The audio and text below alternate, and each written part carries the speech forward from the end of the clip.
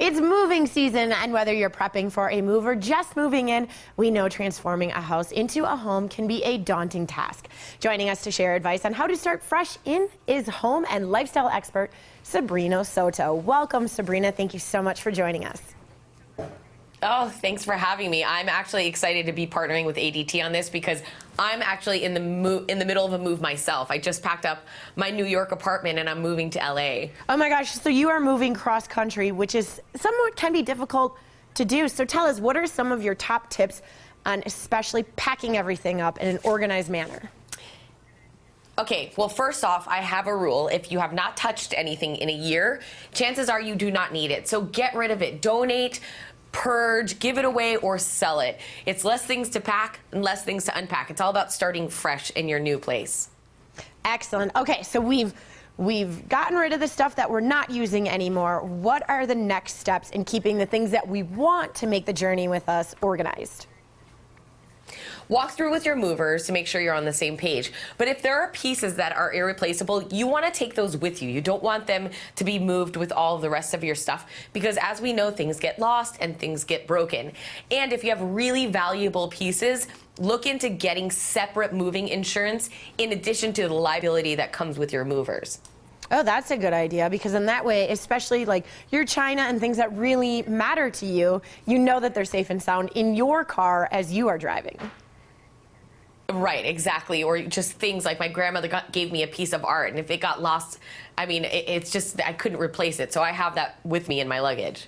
Okay, so now we're at our final destination. Like, you are now in LA. What are some tips do you have for unpacking so that it doesn't take you weeks and weeks and weeks?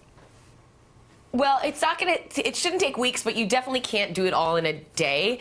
The first thing you want to do is, I think it's important when you're moving to a new place, especially to a completely new state, is to feel secure. I love the ADT Pulse app because not only can you monitor your home security system, but you can adjust lights, you can adjust your thermostat, you could even unlock the door, let's say if the movers get there before you. But when you finally do get there, realize it's going to take a little bit of time, but you want to feel like your house is your home. So put out family photos, maybe get a bouquet of flowers, light a candle so you feel like, okay, this is my new place. And how do you make this whole process less stressful? Moving is a very stressful process.